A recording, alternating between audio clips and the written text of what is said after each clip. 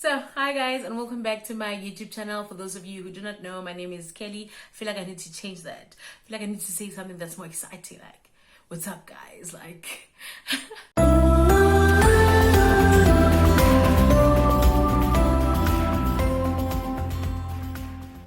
what's up, everyone? Welcome to my channel. My name is Kelly, and this is a channel where I share everything social media marketing and entrepreneurship.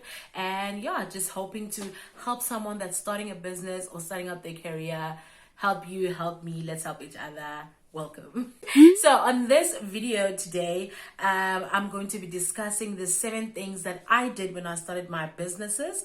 It's not necessarily to say this is how it should be or this is what you should definitely do, but I just thought, let me share and maybe it will help someone, and probably there's someone else that needs help, or I don't know, I'm rambling too much. This is the first video I've done in like a few months, and yeah, let's do it. So if you see me looking down, it's because I've got my laptop here and I'm just sort of reading everything from here because I did not memorize it, okay? And I just want to give you guys all the information that I can, and just to like be clear so we don't mislead each other. So what I'm going to do now is put on my glasses because I cannot see. So, excuse the ring light. The first thing that you need to do is obviously come up with a name and the nature of your business. The reason why I put all these two together, I think I need to like look at you guys like this, because if I do this, then you see the ring light, and I just feel like it's gonna be annoying to you guys. Please let me know if it is annoying, then I won't do it on the next video. But the first thing is understanding the nature of your business. This will help you come up with the name.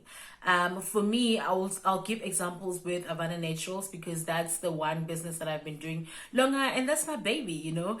So for those of you who do not know, I recently started a business. Well, not recently, in March. It's a beauty business called Havana Naturals. Please check it out on Instagram at Havana Naturals, and it's an organic skincare business which we have now also ventured into hair, and it's so exciting, sorry. But anyway, that's not what this video is about. So the reason why I said the nature of the business sort of correlates with the name of the business, because once you understand what you want to do or what you want to achieve with the business, then you are able to choose a more suitable name, unless if you want to name it after a family member or whatever the case that may be, or after yourself, that's also fine. But if you're looking to look for a name, it's better to understand the nature of your business, then choose a name. When I was planning on starting my business, I knew that I wanted a name that resembles beauty, because the business is focused around beauty, it's focused around making people feel beautiful in their own skin. So I thought, okay, so I need a name that resembles that. That's why I chose the word Havana, which means a beautiful flower in Swahili. Because I wanted people to look at their skin and look at their hair or whatever the case may be and appreciate it for what it is and not want to change it.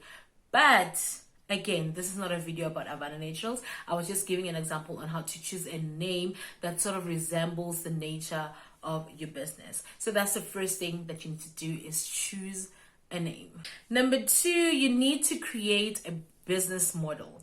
A business model is similar to a business plan, but I don't like using the word business plan, because when you think business plan, you think like pages and pages of you trying to influence someone into pitching into your business. But in this case, it's not a business plan, it's a business model. And this is where you sort of go into depth when it comes to what you want your business to achieve, how you want to make profit, what you want to make, who you want to make it for. So this is where you do your market research. This is where you would do your supplier research and get everything together. Know what you're going to produce if you're producing something, or what service you're going to give and how to do it, and look at what other people are doing also. How are they doing it? Would you like to change something? What don't you like about, for instance, if you are starting a car wash and you've once taken your car to someone else's car wash, think of the things that they did that you didn't like and you would like to change. So that's what you do here. So you figure out what you want to offer, how you want to offer it, and what you'd like to change, what game changer is, or what your unique selling point is. Like, you figure all that out and you put it into a piece of paper and you look at it and like, okay, so this is what I want to do, this is how I'm going to do it, now let's register this business. So at this point you have the what, how, why, when, and you have the name of your business. So now it's time to go to the third and most important step, which is registering your business. So if you are like me, or if you were like me, you probably thought registering a business is very expensive. So I need to look down here because I need to make sure how much it is. So if you were like me, I used to think that registering a business is very expensive, because I would see people who have these companies that help you register a business and they'll ask for like 1,500 Rand or 2,000 Rands. And I'm like, okay, so it must be expensive and it must be hard. If someone is offering a service to assist people to register and they are asking for such a huge amount, then it must be hard, it must be expensive. But no, it wasn't. Good thing is I did my research, so I get to come here and tell you how to do it, so you don't have to fuss and worry about that. So what you do is you go to CIPC. You Google CIPC. Please make sure that it is the right website, because what I've realized is that when you Google CIPC, there's a lot of websites that come out, so it's very easy to go to the wrong one and then again be charged ridiculous amounts for registering. So it's cipc.co.za. What you do is you go to e-services, and on e-services it will give you options to either log in if you have an account or register your account. So once you've registered, it will show you, like, read everything carefully. It will show you steps. There's PDFs that you can actually download that shows you how to register your business, and believe it or not, it's 125 Rand. That's it. Like, it's 125 Rand. What I did was that I deposited 170 Rand into my CIPC account because I knew I wanted to reserve my name as soon as I found out that, or as soon as I established that I'm going to call my business Havana Naturals. So I went and I reserved my name. Luckily, so what you do is it gives you 3 options. You put in 3 options for your name. So what I put Havana Naturals as the first one, because that's what I really liked, and then I put Havana Organics, and the last one is Havana Cosmetics. Keep in mind, I hate the word cosmetics because for me, it just seems like fake, you know? So I was really hoping for Havana Naturals or Havana Organics, and luckily I could register Havana Naturals. So what you're going to do is you come up with 3 names, even if it's the same name, but just come up with different name of calling it. Like, you could use words like trading or enterprise, or something and co, something, and, you know, play around with it until you find something that you would like. So you put in those 3 options, and I think it's like 25 Rand or 50 Rand to reserve a name, and they will send you confirmation as soon as your name has been reserved, so that you have that out of the way, and you don't want to now register your business and then, or start the process of registering your business. Then when you come to naming your business, you find out that your name has been taken. So what you're going to need also to register your business is your certified ID and your proof of residence. That's all you need. It costs 125. If you're lucky, it can be done on the same day. So I'd advise that you do it as early as possible. Don't do it the night before, and definitely don't do it at like 5 a.m. because I don't know how it works on their side, but I feel like there's someone that goes through your documents and accepts your registration or declines or whatever. So because I did try it once to do it overnight, it didn't work, and I did it also early in the morning and it didn't work. But I realized that when I did it around 8 o'clock, by 12 midday my registration was accepted. So I think wait for them to go and see to log into the system, and then just register your business day. So if you're lucky, you will do it on the first day. If not, it will take 2-3 days, but it doesn't take that long. Like, don't go to someone that will charge you 2,000 Rand for something that you could have done for 125 Rand. So now that you have registered your business, I think also this one would have been part of you registering your business, because you're going to need email addresses and cell phone numbers and whatnot. But I prefer that you use your personal email address and your personal cell phone number to register the business.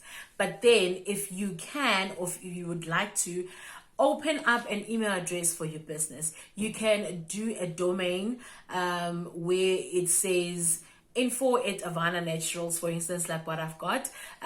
There's a couple of websites where you can register a domain and get an email like that. We'll get into that on another video, but you can do that, or you can just be as simple as avananaturals@gmail.com. Whatever rocks your boat and your budget at that time, do that. So you would want to open an email address, obviously, and also have a cell phone number that they can reach you on. I have learned later on that I cannot use my personal cell phone number for business. It's messy. So if you have maybe a double SIM phone, or if you have a separate phone, get a SIM card, dedicate that SIM card or that number to your business. You'll thank me later.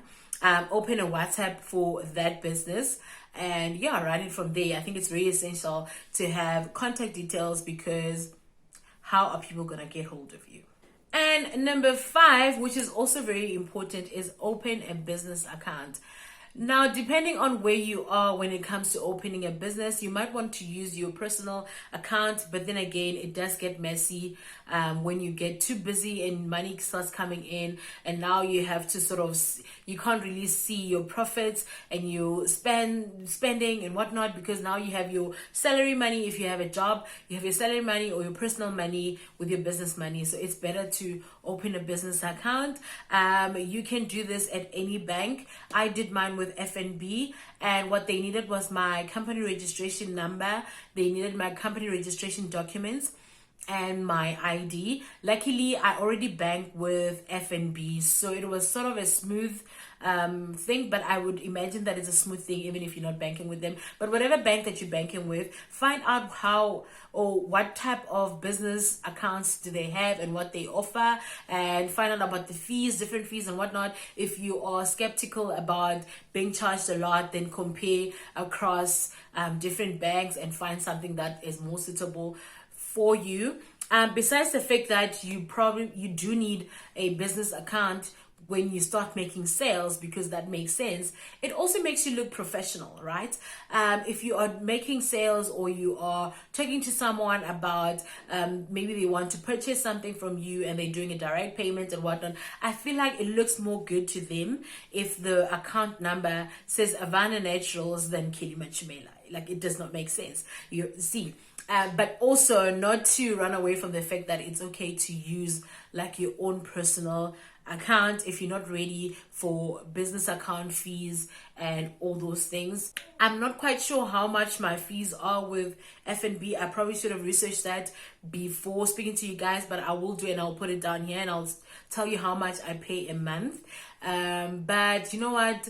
I feel like it's a small price to pay because you get all these benefits of running a business. There's so many things that you can get on their app, and there's so many tools that you can use for your business. It's just something that you need to look into, but definitely do open a business account, or at least designate one of your personal accounts for the business only. So, and the 6th step is to open your social media business accounts. This is so important because in this day and age, it's very easy for small businesses to market themselves, especially through social media. There is just so many tools within one social media platform that you can use that will generate some sales, that will take your business to a point where you would like it to be. So I would highly recommend you opening business social media pages. It's one thing to advertise your business on your personal social media and whatnot, but it doesn't make you look professional. It doesn't make people want to engage with you, and it doesn't make people want to purchase your product, because today you're posting the meal that you had at a restaurant and tomorrow you're posting your products. It does not make sense. So open a business social media account. My top 2 is Facebook and Instagram. Those 2 are my top 2 because they are more traditional, if I may say so, but they're just great at finding clients, letting people know about your product, getting sales. It's just, we'll get into that on another video, but do that. if you're lucky, you will find your name still available, your company name still available, because just because now you registered it and you've secured it on CIPC does not mean someone else did not open like a Instagram page called Vanna Naturals. So you listen, but you do work it out. Open social media accounts if you feel like, if you are offering. Also, there's different social media for different nature of businesses. Obviously, you cannot go on Instagram for a HR business. You can, but it's not practical. So LinkedIn, Facebook, and Twitter will be great for that. And obviously for a boutique or a bit or beauty products, Instagram and Facebook will be great.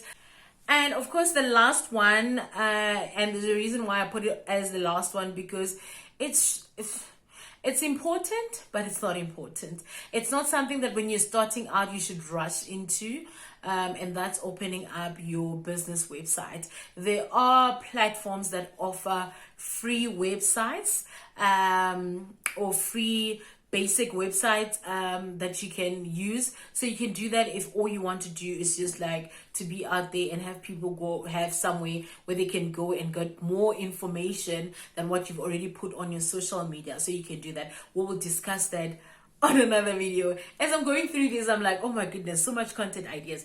But okay, so the reason why I'm saying social websites are not important, but they are important, is because if you don't have the money to run a business website or to start a business website, you don't have to. You're not gonna lose anything. There are so many businesses that I have seen which are run on Instagram and Facebook, and they're getting orders via WhatsApp and doing like EFT payments, and they are so successful than a business like mine, which already has a website and you can go on the website and purchase. But so if you don't have the money, or if you feel like you're not ready, you don't have to, but it will be great if you did, because it will give your customers a platform where they can get like more information on your business and what you offer and everything else. So those are the 7 steps that I took when I was opening up my business, and that I think you can take if you want to open a business. It's not necessarily things, like I said in the beginning, it's not what you should do, but it's something that you can try out, and yeah, maybe it will work for you as much as it worked for me. I am so glad that you made it to the end of this video and that you watched everything. Please feel free to comment down below and let me know if I left out anything that you feel like is essential when starting a business in South Africa, or if you just want to engage and share with me your experiences that you had with opening up your business. Please remember to also click the subscribe button, click the bell thing, so you get a notification every time I do post a video. And yeah, follow me on Instagram at socialbaniza, and I'll see you guys on the next video. Thank you so much for watching. Bye.